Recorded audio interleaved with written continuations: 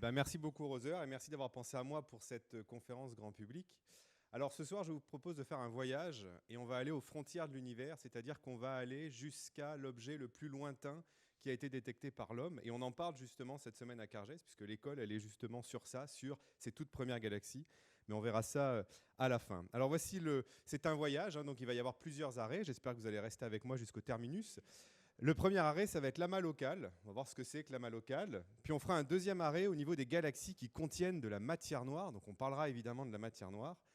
Le troisième arrêt, justement, on ira voir ces premières galaxies dont on parle cette semaine à Cargès. Et puis on verra le terminus, si c'est vraiment un terminus ou si finalement il y a d'autres choses qui se préparent. Alors moi, en fait, je ne suis pas vraiment la personne importante de cette soirée, donc je vais éteindre la lumière. Moi, je suis juste le chef de bord. Et comme ça, vous avez juste besoin d'entendre ma voix et pas nécessairement de me voir. Donc si je fais ça, voilà. Donc on va partir, hein, il nous faut un départ. Donc le départ, ça peut être une gare, hein, on va être un peu écolo. Moi je vous ai dit, je viens de Marseille, donc voici la gare Saint-Charles. C'est un peu compliqué quand même d'aller dans l'espace avec un train. Non, on va plutôt préférer une fusée. Et ça me donne l'occasion de vous parler de cette fusée, la dernière fusée européenne, Ariane 6. C'est celle qui va succéder à Ariane 5. Et pourquoi est-ce qu'on a eu besoin de faire une nouvelle fusée ? Parce que ce que l'on fait, nous, c'est qu'on envoie dans l'espace des satellites. Je vais vous en parler d'un en particulier au cours de cette conférence. Et ils sont de plus en plus lourds. Et l'avantage d'Ariane 6, c'est qu'elle peut emmener dans l'espace des satellites qui vont aller jusqu'à 11 tonnes, alors qu'Ariane 5 se limitait à 9 tonnes. Donc voilà pourquoi. Et alors, elle aura un autre avantage, c'est qu'Ariane 5 n'a que 2 boosters de chaque côté. Je vais vous montrer un décollage d'Ariane 5 au cours de cette conférence. Ariane 6, elle en a 4, deux de chaque côté ici, puis 2 derrière. Donc ce que je vous propose, c'est de faire par la pensée un petit décollage. Donc on va compter de 5 à 0, et puis on va décoller, on va voir jusqu'où nous amène ce voyage. Alors c'est parti, 5, 4, 3, 2, 1, on décolle et on se retourne, et quand on se retourne, eh bien on voit cette planète. C'est la plus belle planète, pas parce que c'est la nôtre, hein, mais parce que c'est celle pour laquelle on a les plus belles images. Et c'est surtout la seule planète sur laquelle un astrophysicien, un astronome peut vous dire qu'il est sûr à 100% que la vie se soit développée. Et pas n'importe quelle vie, une vie intelligente. Et vous en êtes la preuve ce soir, parce que vous êtes venu à 19h un mardi dans cette salle de conférence pour écouter un astronome vous parler de l'univers. Et bien c'est ça, cette année, la thématique de la fête de la science, c'est l'intelligence. Et bien en fait, je pense que c'est nous tous la thématique de cette fête de la science. On est 8 milliards d'êtres humains sur cette petite planète. La vie, elle est apparue il y a à peine quelques milliards d'années. Alors on est 8 milliards moins 10, puisqu'en ce moment, il y a 10 personnes qui sont 400 km au-dessus de notre.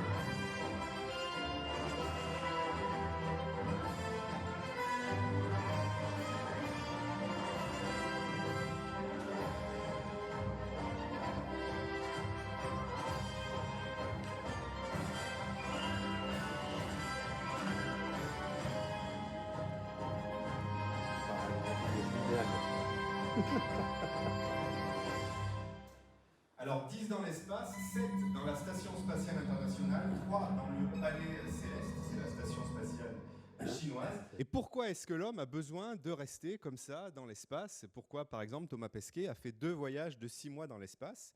Eh bien, parce qu'il a travaillé sur la croissance des plantes, notamment. Il a travaillé sur la télémédecine. Je ne sais pas si vous avez ça en Corse. Moi, je viens d'une région en Auvergne où on a beaucoup de télémédecine. C'est-à-dire que vous allez dans des cabines et puis vous avez des médecins qui vous auscultent à distance. Ça a été mis en place notamment avec les recherches qui sont faites dans la station spatiale. Dans quelques mois, vous allez entendre parler de Sophie Adno. C'est une Française qui a été recrutée, qui va aller passer 6 mois dans la station. Alors cette station spatiale, regardez bien ce qui se passe. Là, on est toujours sur Terre, ce sont des vraies images. Regardez ce qui se passe au nord, là, en Amérique du Nord. Alors, est-ce qu'il faut qu'on les appelle en leur disant « Les gars, restez chez vous ou partez, fuyez parce qu'il y a quelque chose qui va vous tomber dessus » ou est-ce qu'au contraire, il faut qu'on leur dise « Non, non, sortez dehors et regardez ce qui se passe » Alors, je ne pose pas la question à mes collègues astronomes qui doivent avoir la réponse. Qu'est-ce que c'est que cette bande noire qui est en train de traverser l'Amérique du Nord ? Eh bien, en fait, c'est l'ombre de la Lune qui se reflète sur la Terre. Et c'est aussi une des raisons pour laquelle l'homme est en ce moment dans la station spatiale, parce qu'il va préparer un voyage beaucoup plus long, dont je vais vous parler dans un instant. La Lune, c'est 380 000 km de la Terre. Voilà, tout ce que je vous montre ici, ce sont des vraies images. Et c'est l'endroit le plus lointain sur lequel l'homme a posé le pied. Alors on a cette image que l'homme est resté très longtemps sur la Lune. En fait non, hein, il est arrivé en 69, vous connaissez la date, juillet 69, et il est reparti en 72, parce qu'en fait on s'est rendu compte qu'il n'y avait pas grand-chose à faire sur la Lune. C'est la régolithe, c'est un espèce de sable que vous avez. On ne va pas pouvoir extraire grand-chose de ce satellite qui tourne autour de la Terre. Mais on y allait surtout pour planter un drapeau, pour dire c'est nous les premiers à y être allés, espérons. Alors on sait que l'homme va y retourner, hein. On nous dit 2028 pour les Chinois, qui seraient peut-être les prochains à retourner sur la Lune. Mais comme on sait qu'il n'y a rien à faire sur la Lune, pourquoi est-ce qu'on a besoin d'y retourner? Si vous demandez à Thomas Pesquet où est-ce qu'il veut aller, il va vous dire « Ah, moi, je veux aller sur la Lune ». Mais aller sur la Lune pour faire quoi? Quel est le vrai objectif de l'espèce humaine? Aller sur la Lune, on sait qu'il n'y a rien. Il n'y a pas de vie, il n'y a absolument rien sur la Lune. Notre vrai objectif à nous, c'est d'aller sur Mars, exactement. C'est ça notre objectif. Et en fait, on va aller sur la Lune pour faire une base spatiale, qui va nous permettre ensuite de faire décoller des fusées depuis la Lune pour aller par exemple vers la planète Mars. Alors Mars, pourquoi c'est notre objectif? Pourquoi l'homme, il veut absolument aller sur Mars? Eh bien parce que si on en croit les gens qui travaillent sur les planètes, les planétologues, eh bien ils vont nous dire qu'il y a quelques millions d'années, Mars, elle était recouverte d'eau.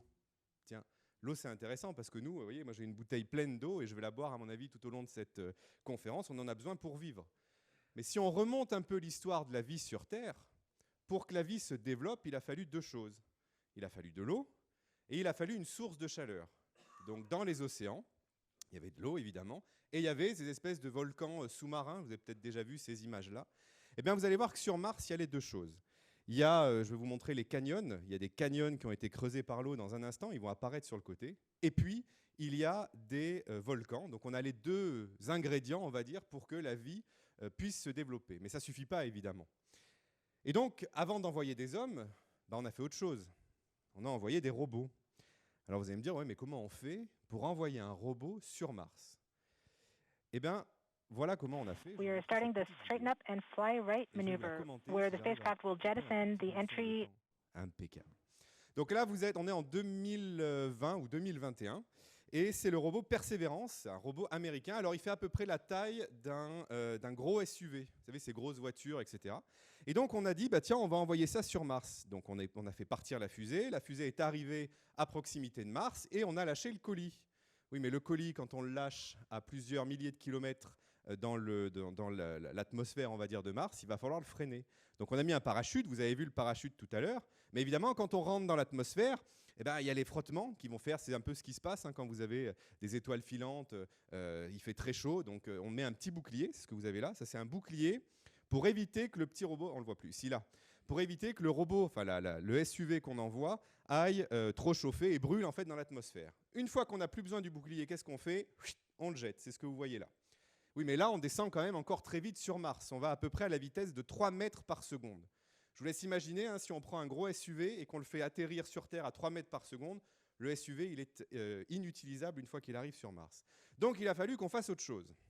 Et vous allez voir que l'arrivée de ce robot, elle se fait en plusieurs étapes. La première étape, pour freiner sa descente, on va allumer ce qu'on appelle des rétrofusées. C'est-à-dire qu'il va tomber, et là, on va allumer des fusées qui vont ralentir, qui vont freiner la descente. Oui, mais là, ça ne suffit pas encore, parce que là, on va passer de 3 mètres par seconde à 1 mètre par seconde. Même 1 mètre par seconde, si vous voulez, si vous tombez un truc de plusieurs tonnes, vous allez lui faire mal. Ça, ce sont des vraies images de la planète Mars qui ont été filmées par le robot. Donc, l'homme, il a inventé une façon, donc c'est ce qui se passe aussi sur Terre, on a élitreillé, en fait, le robot sur Mars. Mais élitreillé, il n'y a rien. Il n'y a pas un hélicoptère piloté par Thomas Pesquet qui est sur la planète Mars et qui va faire tomber le robot. Ben non, tout ça, c'est fait de manière automatique. Alors, vous allez voir ça dans un instant. Et alors, le robot, je vais parler un peu là-dessus. Le robot, si vous voulez, ça fait depuis 2020 qu'il y est. Et voilà, ça y est. Donc là, on vient de lâcher le petit élitreillage. Donc, vous allez le voir tout à l'heure, le petit robot. Donc là, il y a le robot plus le treuil. Et on va ralentir la descente en allumant les rétrofusées. Vous voyez, on se rapproche tout doucement du sol. Et vous allez voir, vous allez tout de suite voir quand on allume les rétrofusées, parce que le sable que vous avez à la surface de Mars va commencer à repartir, en fait, à s'envoler. Vous allez voir ça dans un instant.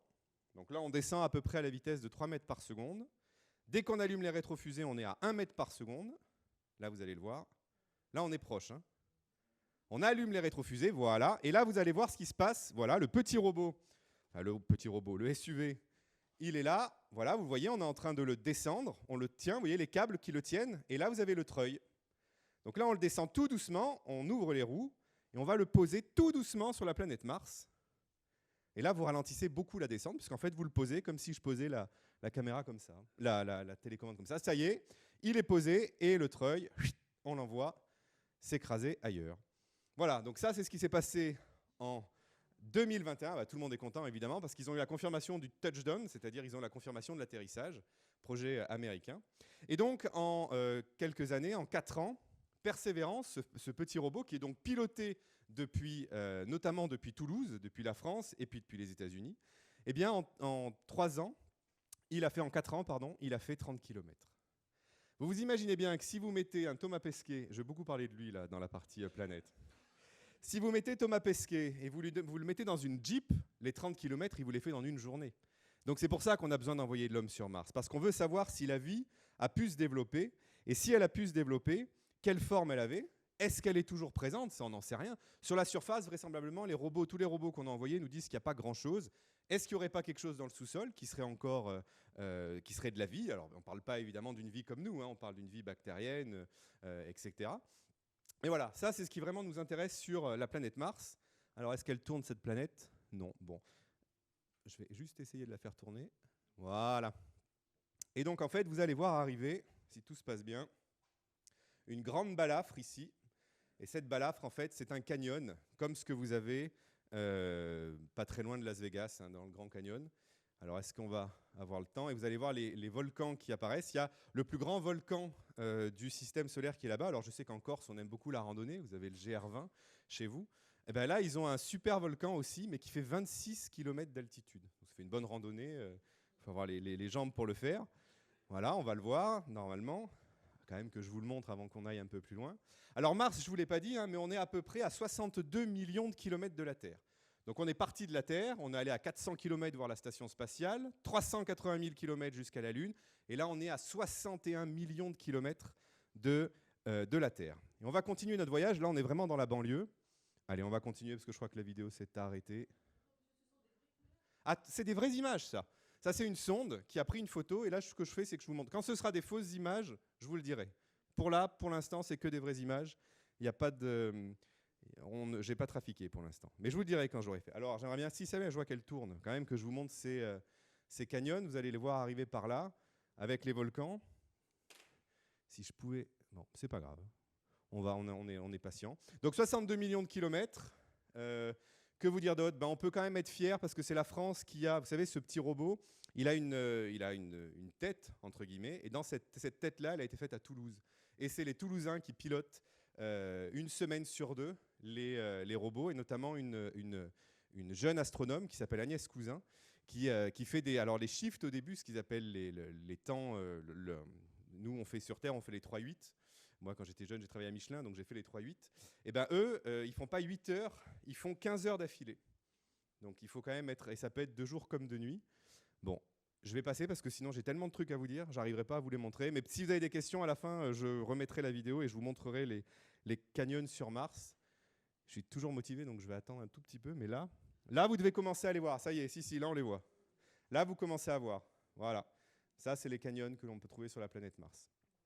Allez, on continue notre voyage. Maintenant que j'ai pu vous montrer les canyons, on va traverser, c'est beau quand même, hein, cette espèce de balafre là qu'on voit sur la planète. On va traverser, on va continuer, on va aller un tout petit peu plus loin. On va à 700 millions de kilomètres de la Terre. Voici la plus grosse planète du système solaire, c'est la planète Jupiter.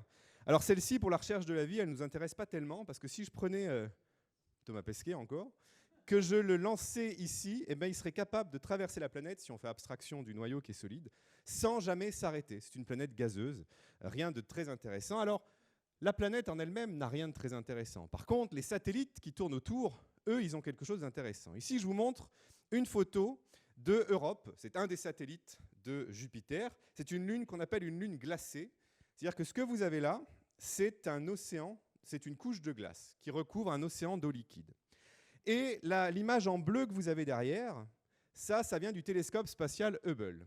Et quand Hubble a regardé cette lune de Jupiter, il a vu ces geysers là. Vous voyez ces espèces de petits points blancs qui sortent. Si vous avez déjà vu des geysers, vous savez que la température de l'eau qui sort d'un geyser, c'est plutôt chaud ou c'est plutôt froid? C'est plutôt chaud. Et tout à l'heure, je vous ai dit quoi? Je vous ai dit que pour développer la vie, il fallait deux choses. Il fallait de l'eau et il fallait une source de chaleur. Ben là, on a de l'eau et une source de chaleur. Donc évidemment, qu'est-ce qu'on a envie d'aller faire? Eh ben, on a envie d'aller voir là-bas et de regarder ce qu'il y a sous la surface. Et c'est là qu'intervient l'Europe, puisque l'Europe a envoyé en 2023, avril 2023, une sonde qui va aller regarder les lunes glacées de Jupiter. Et cette sonde, c'est JUICE.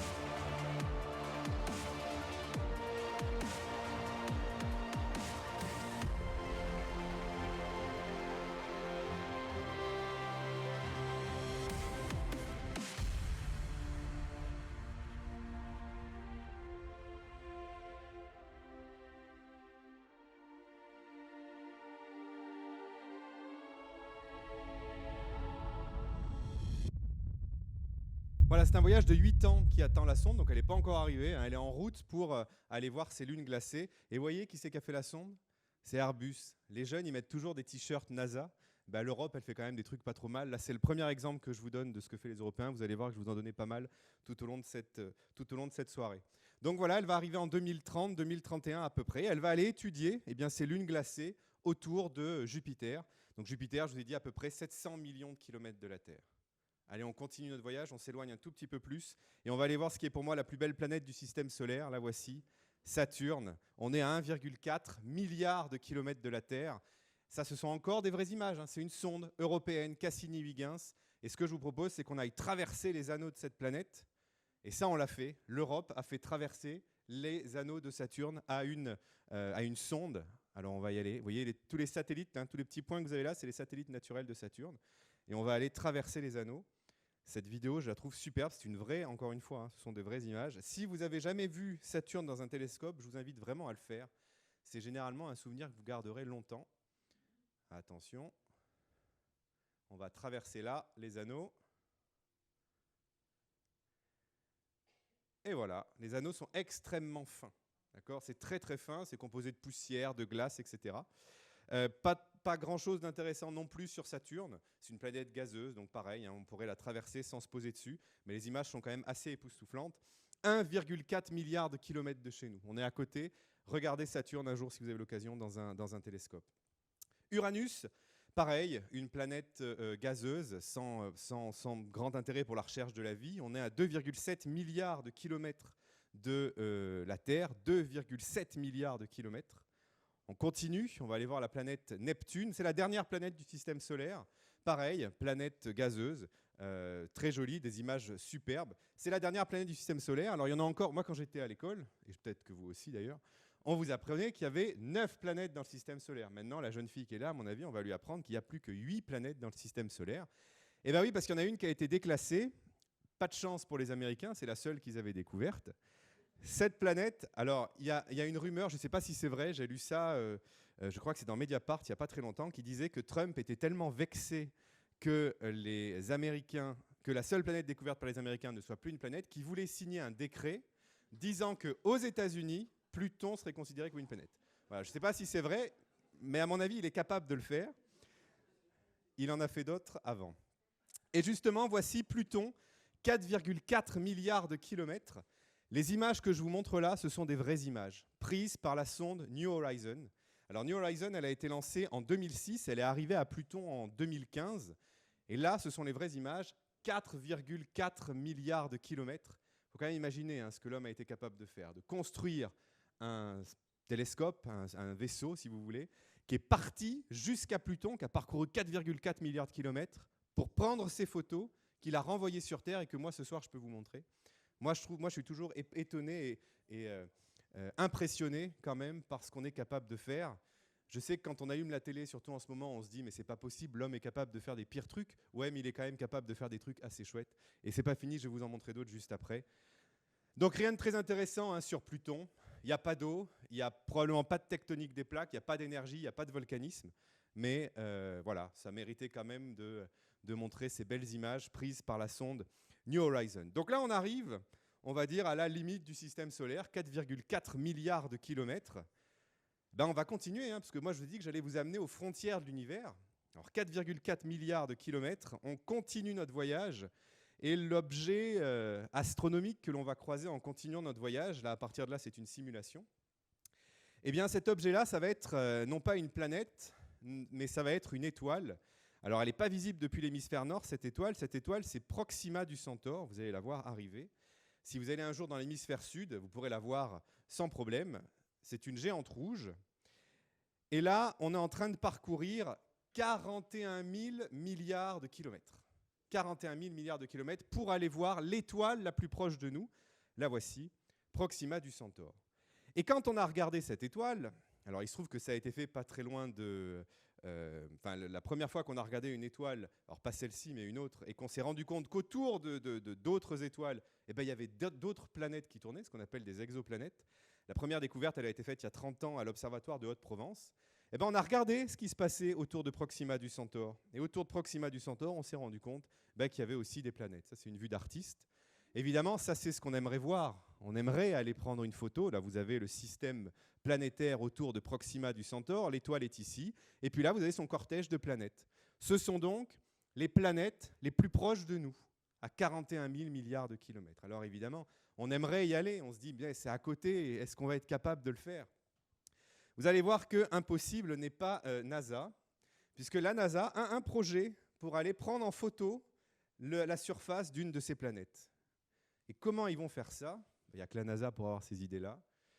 Ils vont envoyer ce qu'on appelle des voiles solaires, où en fait vous allez ici mettre un tout petit capteur CCD, et vous allez pousser ces voiles grâce à la lumière. Ça, c'est un phénomène qui est particulier, je ne vais pas rentrer trop dans le détail, mais si vous êtes capable de créer suffisamment de lumière, vous allez être capable de pousser ces petites voiles. Alors, le projet de la NASA, c'est d'envoyer plein de voiles solaires comme ça en 2070, et ils vont mettre 30 ans en étant poussés par la lumière pour arriver à proximité de Proxima du Centaure. Alors évidemment, ils ne vont pas en envoyer qu'une seule. Ils vont en envoyer, alors je n'ai pas le chiffre exact en tête, plusieurs dizaines à mon avis, en espérant qu'il y en ait au moins une qui arrive à proximité de ces planètes et de Proxima du Centaure et qu'on soit capable, avec ce tout petit détecteur-là, de faire une photo. Et alors le projet commence à être assez avancé, puisqu'on a déjà trouvé le lieu où on allait faire cette grande centrale qui va envoyer des lasers. Ça, ce sera au Chili, dans le désert d'Atacama. Donc voilà, c'est un projet 2070. Donc peut-être qu'en 2100... Alors nous, malheureusement, on n'y verra pas, mais en 2100, peut-être que nos enfants, nos petits-enfants, ils pourront avoir la photo d'une planète qui est en dehors du système solaire. Voilà, c'est un projet un peu fou, mais je trouvais sympa de vous en parler. Donc je vous ai dit que l'étoile la plus proche de nous, elle est à 41 000 milliards de kilomètres, et c'est l'étoile la plus proche de nous. Donc si je continuais à utiliser les kilomètres pour me balader dans l'univers, je vous perdrais si je ne vous ai pas déjà perdu. Donc il va falloir qu'on utilise une autre unité de mesure. Et l'unité de mesure qu'on va utiliser, elle est basée sur la Lune. La Lune, je vous ai dit tout à l'heure qu'elle était à peu près à 380 000 km de la Terre. On va simplifier. On va dire qu'elle est à 300 000 km. Et ici, vous avez un panneau qu'on trouve dans le Gers, dans un endroit qui s'appelle la Ferme des Étoiles, qui nous dit que la lumière, elle ne peut pas aller plus vite que 300 000 km par seconde. Et c'est vrai que dans le vide, la lumière, elle parcourt 300 000 km en 1 seconde. En gros, elle parcourt la distance entre la Terre et la Lune en 1 seconde. Donc, si je voulais, plutôt que de dire que la Lune est à 300 000 km de nous, eh ben, je vais dire qu'elle est à 1 seconde-lumière, le temps en fait que va mettre la lumière pour parcourir la distance entre la Terre et la Lune. Et maintenant, si je convertis la distance, les 41 000 milliards de kilomètres qui me séparent de Proxima du Centaure en distance-lumière, eh bien, vous allez voir que le chiffre il est beaucoup plus facile à retenir, puisque c'est plus que 4 années-lumière.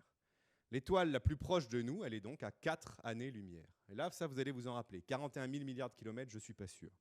Et donc, si on continue un peu notre voyage, ça c'est pareil, c'est une vue d'artiste, on voit le Soleil qui est là, Proxima du Centaure à 4 années-lumière qui est ici, une étoile Sirius que vous pouvez voir dans le ciel également qui est à 8 années-lumière, et on va continuer notre voyage, on va s'éloigner de tout ça, et si on s'éloigne suffisamment, eh bien on va voir ceci. Ceci, c'est notre galaxie, c'est la Voie lactée, c'est entre 200 et 400 milliards d'étoiles, et la taille de notre galaxie, donc nous on a un tout petit point dans cette galaxie, le Soleil, c'est un tout petit point dans cette galaxie, le diamètre de la galaxie, c'est 100 000 années-lumière. C'est-à-dire que la lumière, elle va mettre 100 000 ans pour partir de là et traverser toute la galaxie. Ça, c'est notre galaxie. Alors, vous pouvez la voir, notre galaxie, la nuit. Ici, j'ai vu que vous aviez un ciel qui était assez incroyable. La voici, la galaxie, ça c'est la Voie lactée. C'est cette espèce de grande bande que l'on voit traverser le ciel. Et pourquoi on la voit toujours sous forme de bande, cette galaxie ? Eh bien, parce qu'on est dedans, en fait. Et comme on est dedans, la seule façon que l'on ait de voir cette belle galaxie, eh bien, c'est par la tranche, malheureusement. Donc, c'est pour ça qu'on voit cette grande bande. Alors, je suis désolé, là, la vidéo, elle rame un peu. Alors, on est au Chili, là, je vous y ramènerai tout à l'heure au Chili. Et ce qu'il faut regarder quand on est au Chili, en Amérique latine, c'est ça, là, ces espèces de nuages qu'on a dans le ciel.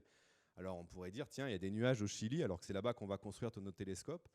Alors, ça ressemble à des nuages, c'est vrai, mais si vous regardez bien, ils tournent en même temps que les étoiles.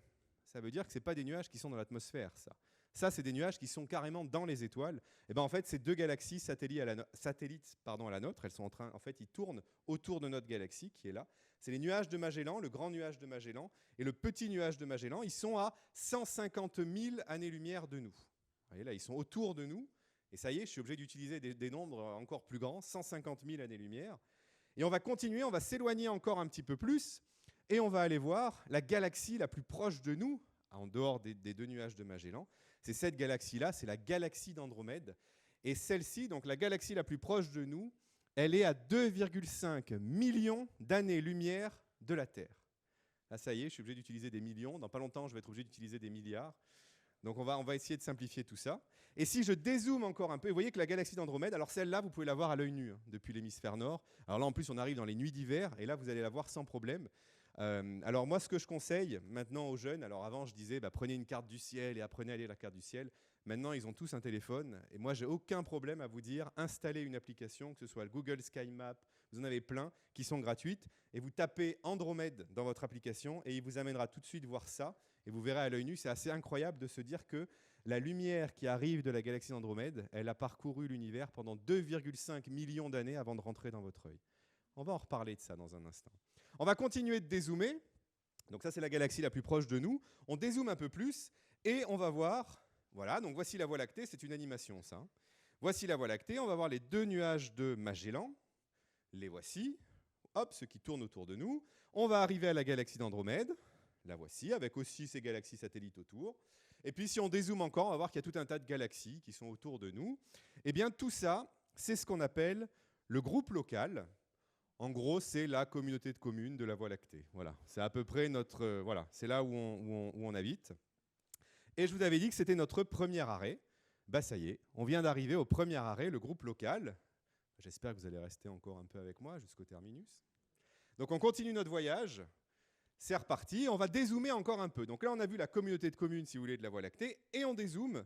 Et en fait, quand on dézoome, on se rend compte que les galaxies dans l'univers, elles ne sont pas distribuées n'importe comment. Ici, vous avez une image où nous sommes au centre. Attention, ça ne veut pas dire qu'on est au centre de l'univers, mais c'est-à-dire qu'on a mesuré la distance des galaxies dans l'hémisphère nord et dans l'hémisphère sud. Okay, donc forcément, on est au centre de cette image-là. Chaque point sur cette image, c'est une galaxie. Okay, Donc là, c'est des années et des années de travail pour obtenir une carte comme ça. C'est assez incroyable. C'est ce qu'on appelle le Cosmic Web. On en a parlé hier d'ailleurs à l'école. Vous voyez, et on voit tout de suite que les galaxies, elles ne sont pas distribuées n'importe comment dans l'univers. Vous voyez qu'il y a des endroits où elles sont comme ça, regroupées. Vous voyez là, ça c'est ce qu'on appelle des filaments. Donc les galaxies ne sont pas distribuées n'importe comment dans l'univers, elles sont regroupées le long de filaments, c'est-à-dire des endroits où vous avez beaucoup plus de galaxies et d'autres où il n'y en a pas du tout. Alors quand on observe ça, évidemment, quand on est scientifique, on se dit comment on peut expliquer ça ? On va faire des simulations, c'est comme ça qu'on marche. On va essayer de reproduire en laboratoire l'univers. Alors on ne peut pas le reproduire dans une boîte, donc on va le faire dans un ordinateur. Et on va utiliser des très très grands ordinateurs, ce qu'on appelle les superordinateurs. Ça ressemble à peu près à ça. Et on va mettre dans ces ordinateurs tout ce qu'on connaît de l'univers. Toute la matière qui compose l'univers, donc la matière qui fait la table, la matière qui vous compose vous, les étoiles, la quantité d'étoiles, le gaz, et puis toutes les lois de la physique qu'on connaît, donc toutes les équations qui expliquent la physique. On fait tourner ça pendant plusieurs jours, plusieurs mois, et à la fin, on regarde si les galaxies sont bien distribuées le long de filaments.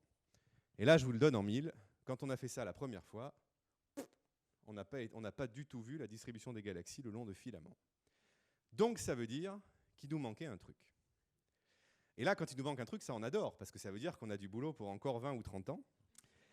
Et celle qui a résolu le problème, c'est une femme, c'est Vera Rubin, qui a notamment travaillé sur ce dont je vais vous parler là. Vera Rubin, elle s'est dit, je vais regarder ce qui se passe dans la galaxie d'Andromède. Pourquoi la galaxie d'Andromède ? Parce que c'est la galaxie la plus proche de nous. Et quand vous utilisez un télescope, vous allez regarder l'objet qui est le plus proche de vous, parce que c'est là où vous aurez les meilleures images. Et elle s'est dit, je vais regarder comment les étoiles tournent dans la galaxie d'Andromède. Alors, elle a fait 3 hypothèses. Premièrement, elle a dit que dans une galaxie, les étoiles représentent l'essentiel de la masse de la galaxie. Si on regarde dans le système solaire, l'objet le plus gros qu'on ait dans notre système solaire, c'est le Soleil, c'est l'étoile, donc ce n'était pas aberrant de dire ça. La deuxième chose, elle va dire, le centre de la galaxie d'Andromède, que je vous ai montré tout à l'heure en photo, est plus lumineux que la périphérie. Donc, il doit y avoir plus d'étoiles au centre qu'en périphérie. Et puis ensuite, elle va se rappeler de ses cours quand elle était au lycée, et elle va dire, si j'en crois Isaac Newton, qui a travaillé sur la gravité, Newton nous dit, plus on est proche d'un objet très lourd, plus on va tourner vite, plus on s'en éloigne, moins on tourne vite. Et ça, on le voit dans le système solaire. La planète la plus proche du Soleil, elle tourne beaucoup plus vite que Pluton. Donc elle fait ces 3 hypothèses-là, et ce qu'elle s'attend à voir, c'est ça. Ça, c'est une simulation. Des étoiles qui tournent très très vite au centre, et puis en périphérie, des étoiles qui tournent un peu moins vite. Et qu'est-ce qu'elle a trouvé ? Ça, c'est toutes les étoiles qu'elle a observées. Ça vient de son papier, de son résultat scientifique. Chaque petit point, c'est une étoile qu'elle a observée. Elle s'est rendue compte que si on fait abstraction de ce qui se passe au centre, toutes les étoiles tournent à la même vitesse. Alors là, c'est quand même assez incroyable, parce qu'on ne s'attendait pas du tout à ça. Les 3 hypothèses qu'elle a faites, elles étaient absolument correctes, entre guillemets. Donc, ça veut dire qu'il y en a une de ces 3 qui ne fonctionne pas. Alors, il y en a une qu'on peut enlever de suite. Moi, je suis un observateur, donc je vais vous dire que l'observateur, il a toujours raison. Donc, celle-ci, le centre de la galaxie d'Andromède est plus lumineux que la périphérie. C'est vrai, on l'observe. Vous regardez une photo, il n'y a aucun doute. Au centre, c'est plus lumineux qu'en périphérie. Dans l'espace, plus on s'éloigne d'un objet massif, moins on tournera vite autour de lui. Ça, on l'observe dans le système solaire, donc ça doit être vrai. La seule chose qui n'est pas vraie, ou qu'on pourrait remettre en question, c'est de dire que dans une galaxie, les étoiles représentent l'essentiel de la masse. Donc elle va dire, ça veut dire qu'il y a dans une galaxie de la masse qu'on ne voit pas. Et comme vous allez voir que les astronomes ont beaucoup d'imagination, une matière qu'on ne voit pas, ils vont l'appeler la matière noire. Et donc Vera Rubin, elle va nous dire que dans les galaxies, on a des étoiles, elle a travaillé dessus, elle n'était pas la seule, il y en avait d'autres, mais c'est elle qui a laissé son nom, on va dire, dans l'histoire. Il y avait des étoiles dans une galaxie, du gaz, des planètes, de la poussière et de la matière noire. Et elle est même capable de déterminer la quantité de matière noire qu'il y a dans les galaxies. Et si on utilise cette quantité de matière noire et qu'on remet ça dans les grands ordinateurs dont je vous parlais tout à l'heure, voilà ce qu'on trouve sur la distribution des galaxies. Là, je vous montre une simulation récente, la simulation Illustris. Là, ça y est. Vous voyez ? Chaque petit point sur cette image, ce sont des galaxies simulées par ordinateur, et on voit bien que les galaxies se répartissent le long de filaments. Donc il nous manquait cette information. Donc la matière noire doit vraisemblablement exister, puisque quand on la rajoute dans les proportions observées, on est capable de voir la distribution des galaxies le long de filaments. Et alors, je suis sûr que vous allez me poser la question à la fin, si je ne vous donne pas ma réponse maintenant. Mais alors, c'est quoi cette matière noire? Eh bien, j'en sais rien. Et il n'y a pas grand monde qui sait ce que c'est que cette matière noire. En fait, ce que l'on sait aujourd'hui sur la matière noire, c'est qu'elle est indispensable pour expliquer la formation des galaxies et surtout leur distribution, ce qu'on appelle la formation des grandes structures. Ce que l'on sait, c'est que pour ce qui est de la matière, 20% ça va être de la matière standard, qu'on appelle baryonique, c'est ce que vous faites, c'est les tables, les chaises, etc. Et 80% c'est de la matière noire. L'hypothèse, est-ce qu'il y aurait des particules qu'on ne connaîtrait pas et qu'on n'aurait pas vues encore? C'est possible, on est en train de faire des expériences de plus en plus compliquées où on va au fond de la Terre, on va à 2 km sous terre, on met des énormes plaques de plus lourd que du plomb, et puis on met un détecteur au milieu en espérant qu'on va réussir à attraper une particule qu'on ne connaît pas. Eh bien non, ça pour l'instant on n'a rien vu encore qu'on n'arrivait pas à expliquer. Alors il y a des gens qui disent, bah oui, mais peut-être que finalement la théorie de Newton, vous savez, cette fameuse théorie de la gravité, elle marche bien à petite échelle, et puis dès qu'on change, elle marche bien dans le système solaire, puis dès qu'on change, qu'on va avoir quelque chose qui est beaucoup plus grand, comme la Voie lactée ou les amas de galaxies, bah peut-être qu'il faudrait changer un peu les équations. Il y a des gens qui travaillent un peu là-dessus sur les deux, mais aujourd'hui, il n'y a pas de réponse claire sur ce qu'est la matière noire.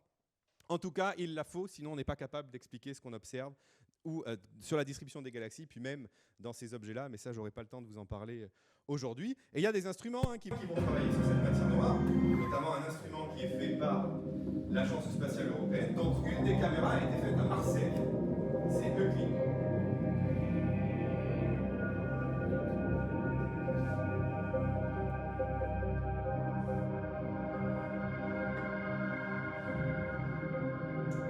Et Euclid, en fait, il va mesurer la position de tout un tas de galaxies, il va faire des photos de toutes les galaxies, voilà, et il va voir des galaxies qui sont un peu bizarres, ces espèces qu'on appelle des arcs gravitationnels, je ne vais pas rentrer dans le détail, mais grâce à ça, eh bien, on est capable de savoir comment la matière est distribuée. Donc il devrait être capable, Euclid, de nous dire comment la matière noire, par exemple, est distribuée dans l'univers.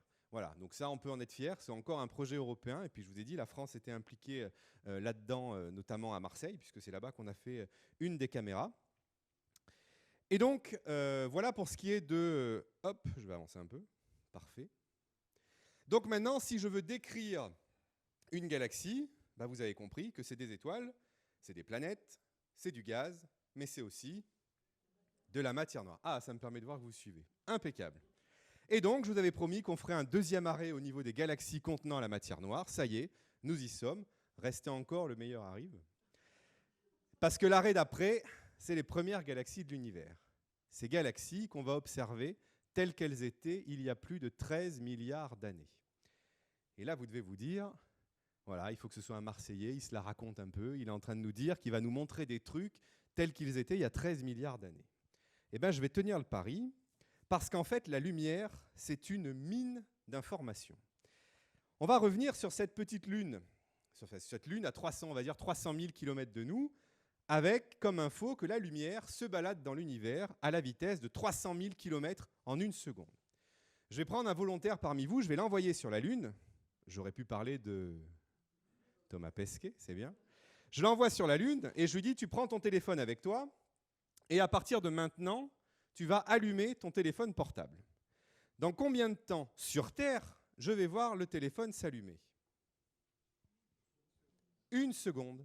Le temps que la lumière parte de la Lune et arrive jusqu'à la Terre. OK. On va faire la même chose.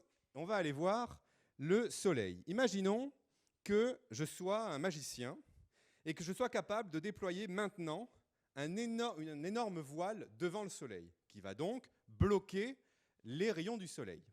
Dans combien de temps mes collègues au Chili, puisque là il n'y a plus de Soleil, dans combien de temps mes collègues au Chili vont voir le Soleil s'éteindre? Le Soleil, il est à 150 millions de kilomètres de nous. 8 minutes. 8 minutes, en fait, le temps que les derniers rayons du Soleil arrivent jusqu'à la Terre. Et donc, ça veut dire que le Soleil, quand je le regarde, ou en tout cas quand je sens qu'il est là, on ne le voit pas tel qu'il est maintenant, mais on le voit tel qu'il était il y a 8 minutes, puisque les rayons que je reçois sont partis du Soleil il y a 8 minutes. Si maintenant je continue et que je vais voir la planète la plus belle du système solaire, Saturne, eh bien Saturne, quand vous la regardez dans un télescope, vous ne la voyez pas telle qu'elle est maintenant, mais vous la voyez telle qu'elle était il y a 1h20. On continue, vous voyez, là je m'éloigne de la Terre. Hein. Plus je m'éloigne, plus il faut du temps pour que les rayons du Soleil arrivent.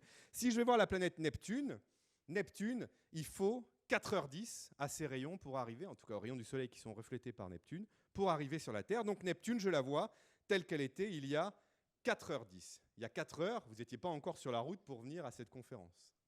OK ? Et si maintenant on va voir l'étoile la plus proche de nous, 41 000 milliards de kilomètres, mais ça c'est une distance que j'ai convertie tout à l'heure, et je vous ai dit que c'était à quelle distance en années-lumière ? 4 années-lumière. Donc quand vous allez regarder l'étoile la plus proche de nous, vous allez la voir telle qu'elle était il y a 4 ans. Autrement dit, à chaque fois que vous allez lever les yeux au ciel, c'est ce que vous allez faire, j'espère, ce soir en sortant, eh bien vous allez remonter le temps. Donc, les machines à remonter le temps, elles existent bien. Mais les machines à remonter le temps, elles ne ressemblent pas tellement à ça. Les machines à remonter le temps, les vraies, elles ressemblent en fait à ça. Voici le pic du Midi dans les Pyrénées. Je vais vous parler de cet observatoire Paranal de Chili dans un observatoire. Là, on est à Hawaï, sur l'île de Bonakia, de Alma.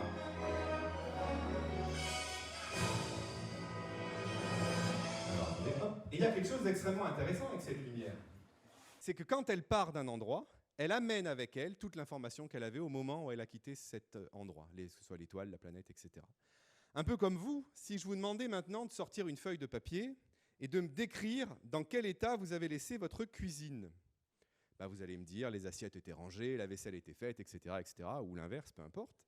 Mais si entre le moment où vous êtes parti de chez vous et maintenant, il y a eu un dégât des eaux chez vous, et je ne vous le souhaite pas, eh bien ça, vous ne le savez pas. Parce que comme la lumière, vous êtes parti de chez vous et vous avez emporté avec vous toute l'information que vous avez sur votre appartement au moment où ou votre maison, au moment où vous l'avez quitté.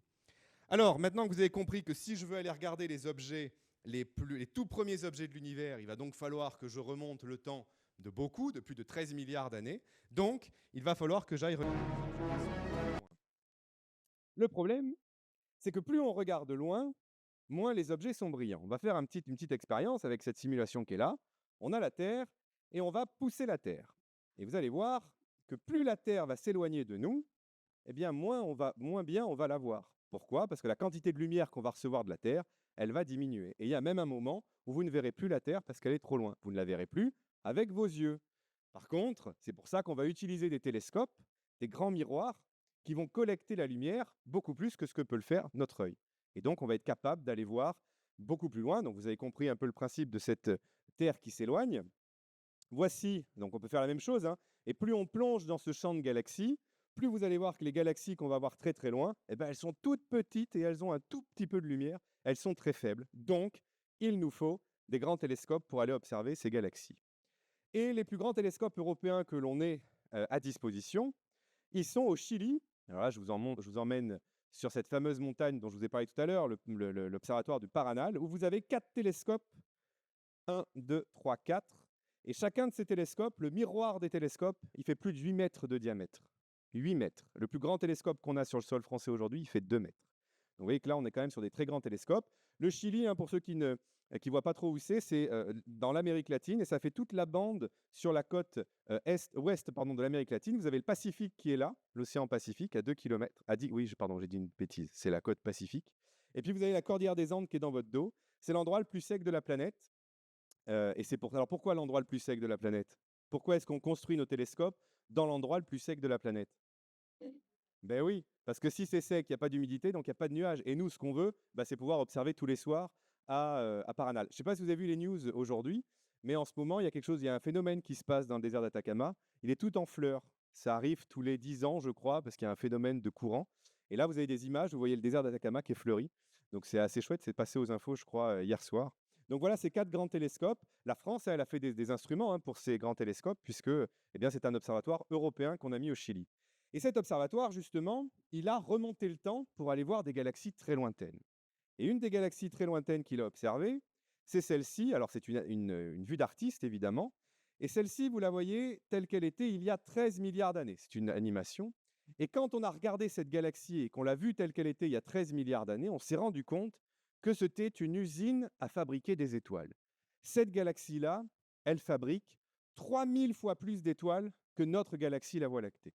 Donc ça vous donne déjà une idée qu'au tout début de l'univers, les galaxies, c'était vraiment ce qu'on appelle des pouponnières d'étoiles. Ça formait des étoiles, beaucoup, beaucoup, beaucoup. Et puis, plus le temps va passer, moins elles vont former d'étoiles.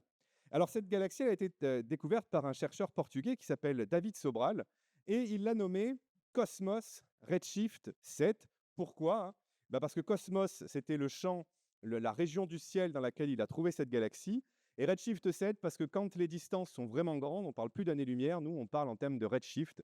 Plus ce nombre ici est grand, plus la galaxie est lointaine. Bon, ça, c'est l'explication scientifique, parce qu'il y a une autre raison pour laquelle il a appelé cette galaxie Cosmos Redshift 7. Et je vous ai donné un indice. À votre avis, pourquoi ce chercheur, dont je vous ai donné la nationalité, voilà, est-ce que vous pouvez prendre les initiales de cette galaxie? Pour ceux qui suivent le football, c'est lui, c'est R7. C'est Cristiano Ronaldo. Donc, c'était la galaxie en hommage à Cristiano Ronaldo. CR7, voilà. Alors, je vous donne la petite anecdote. Alors, il se trouve que j'ai travaillé, comme Roser vous l'a rappelé, en Angleterre, et que David Sobral, à l'époque, était en Angleterre, et on a eu une réunion ensemble quelques semaines ou quelques mois après qu'il ait fait cette découverte-là, et surtout qu'il ait nommé cette galaxie CR7, pardon.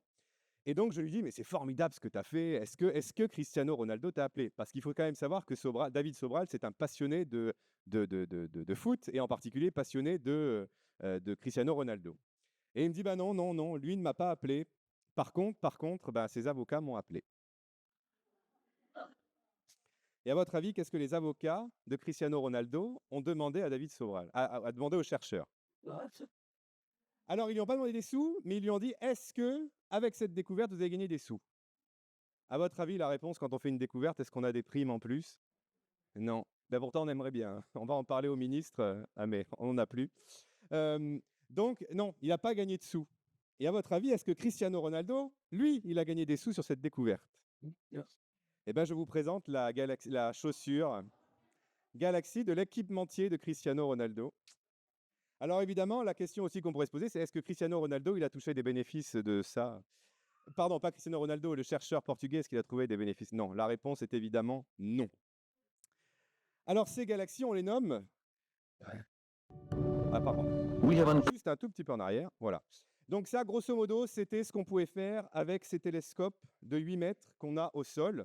On est allé un peu plus loin avec ces télescopes-là, mais ce n'était pas assez. Si on voulait vraiment remonter le temps pour aller voir ces toutes premières galaxies, il nous fallait un télescope beaucoup plus grand, plus sur le sol, mais dans l'espace, et c'est pour ça qu'on a fait le télescope spatial James Webb.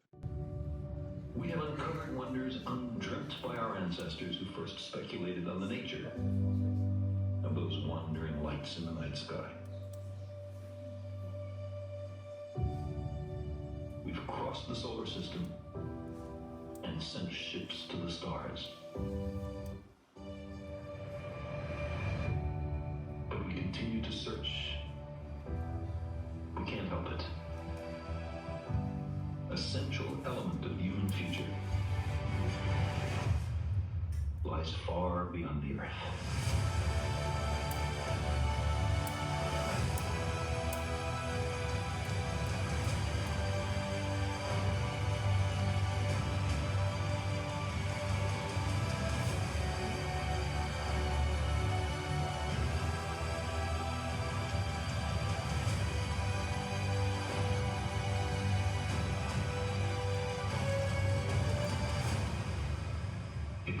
Some cosmic purpose, then let us find ourselves a worthy goal.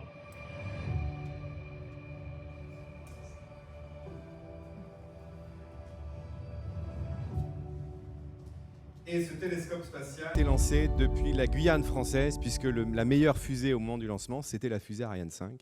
Donc il est parti depuis la Guyane, et il se trouve que j'y étais. Et là, vous allez voir le jour où on a sorti la fusée Ariane de son hangar et qu'on l'a amenée jusqu'à son pas de tir. C'était 2 jours avant Noël, le 23 décembre. Il faisait pas beau du tout. On s'est dit, ils vont jamais la sortir, il y avait du vent. Voilà la fusée Ariane 5 qui va amener ce télescope spatial dans l'espace. 2 boosters, évidemment, le télescope, il est dans la coiffe de la fusée. Hop, il est là, le télescope. Tout ça, ça va être rempli de carburant. Pour l'instant, elle n'est pas remplie de carburant. Elle sort juste de son bâtiment d'assemblage et elle va aller tout doucement. Je crois que c'est à la vitesse de 2 km/h. Ça va très lentement. Donc, c'est un projet, le James Webb, entre l'Agence spatiale américaine, l'Agence spatiale européenne et l'Agence spatiale canadienne. Coût avant le décollage, 10 milliards de dollars. C'est un des projets les plus chers qui a été envoyé dans l'espace. Et la voici, qui tout doucement va vers son pas de tir. Voilà, vous voyez, il y avait du vent, je ne vous ai pas menti, de la pluie. On s'est dit, ils vont encore le retarder. Il a eu tellement de retard, ce télescope, qu'on s'est dit, il ne va jamais partir à l'heure. Et voilà, elle part tout doucement, elle est traînée, donc elle est sur des rails. Et elle arrive voilà, sur son pas de tir. Elle est entourée par 4 paratonnerres, parce qu'évidemment, quand elle va être chargée de carburant, vous n'avez pas envie que la foudre tombe sur votre fusée. Donc vous mettez des paratonnerres autour. Et puis derrière, il y a un château d'eau, parce qu'en fait, au moment du décollage, pour pas que le choc du décollage détruise le pas de tir à chaque fois, on atténue tout ça en jetant de l'eau sur le pas de tir. Et c'est ça qui fait que on peut garder le même pas de tir à chaque fois. Là, voilà cette image. Je vous ai dit tout à l'heure qu'il suffisait d'allumer la télé pour être un peu déprimé. Moi, quand j'allume la télé et que je suis un peu déprimé, je dis je regarde cette image-là parce que je me dis quand même c'est le meilleur lanceur qui a été développé pour envoyer dans l'espace, pas un truc qui va aller regarder ce que fait le voisin, pas une arme, pas un satellite qui va vouloir vous vendre des trucs, non. Ce qu'on a mis en haut, dans cette coiffe de la fusée, c'est le meilleur de la technologie qui existe aujourd'hui pour nous en apprendre plus sur l'univers. Et c'est tout. Et moi, cette image, elle me donne elle me met du baume au cœur, on va dire. Et ça, on était le 23 décembre 2021, arrive le 25 décembre, 9h du matin, en Guyane, le décollage. We will have a very different exo-atmospheric flight after that. And you were watching a number of people, VIPs and invited guests, moving out to the observation platform that is right next to the Jupiter Control Center, as we stand by for the 1-minute call from Jean-Luc Voyer. À tous les vidéos, attention pour moins 1 minute. Voilà. Top, à 0 moins 1 minute. Donc on le plie, le télescope. Thumbs up from Jean-Luc Voyer. All systems are go. We're inside a minute now. T-minus 50 seconds and counting. As you heard earlier, the Vulcan 2 engine will ignite. Turbo pumps will come up to flight speed for 7 seconds, and the command will be issued to ignite the solid rocket boosters. The James Webb Space Telescope will be on its way. Oui, mais après, les organisateurs vont me dire non, je vais arrêter dans pas longtemps. Mais au moins, vous montrez un peu ce qu'on a fait. T-minus 30 seconds and counting. Vous montrez le décollage si vous ne l'avez pas vu depuis la Guyane. Si un jour vous allez en Guyane, c'est gratuit de visiter le centre spatial guyanais. Et assister à un lancement, c'est gratuit aussi, il faut juste s'inscrire. À tous de DDO, attention pour les décomptes finales. 10, 9, 8, 7, 6, 5, 4, 3, 2, unité, top. And we have engine start. Voyez l'eau là. And liftoff. Décollage. Décollage, liftoff from a tropical rainforest to the edge of time itself. James Webb begins a voyage back to the birth of the universe. Punching a hole through the clouds, 20 seconds into the flight, good pitch program reported.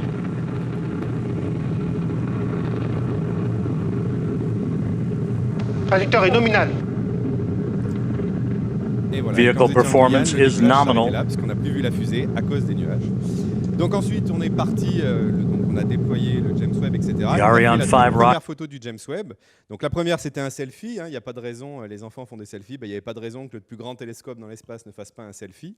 Donc on avait mis une caméra en fait sur ce qu'on appelle le miroir secondaire. Ensuite, on a visé une étoile et on a fait une photo de cette étoile-là. Et la première image, la voici. Alors là, il y a les astronomes optimistes et puis il y a les astronomes pessimistes qui se disent « Oh là là, c'est pas possible, on vise une étoile, on en voit 18 ». Donc il y en a qui ont mal dormi. Et puis il y en a les optimistes qui disent « Bah non, mais c'est normal, on vise une étoile, on en voit 18 ».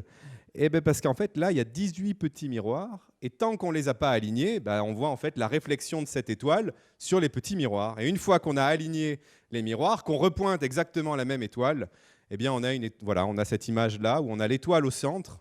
Et ce qui est plus impressionnant, c'est que tous les petits points que vous avez derrière, ce sont des galaxies. Donc déjà là, on savait qu'on allait avoir un jouet, entre guillemets, qui allait nous apporter des découvertes assez incroyables.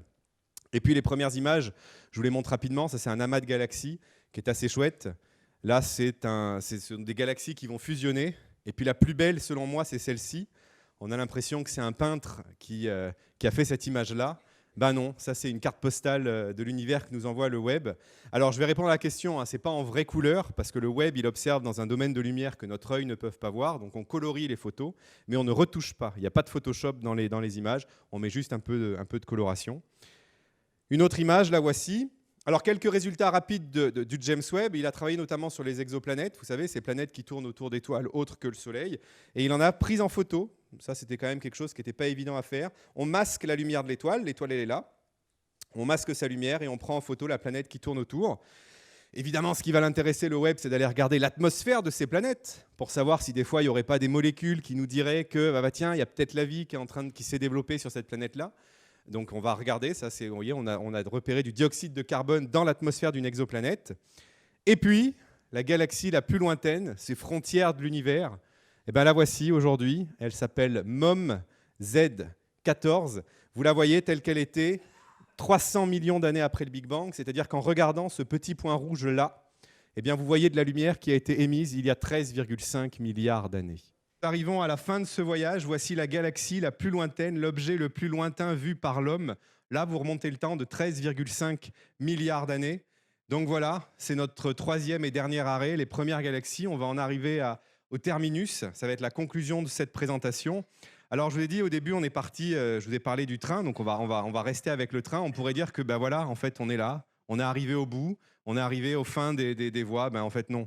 C'est pas du tout ça, parce qu'on a des chercheurs, on a des ingénieurs, on a des techniciens qui travaillent pour que le chemin continue, pour que les rails continuent.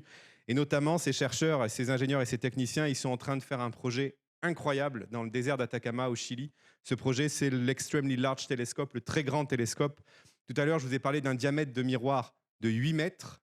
Ce qu'on est en train de construire au Chili en ce moment, c'est un télescope dont le diamètre fera 39 mètres.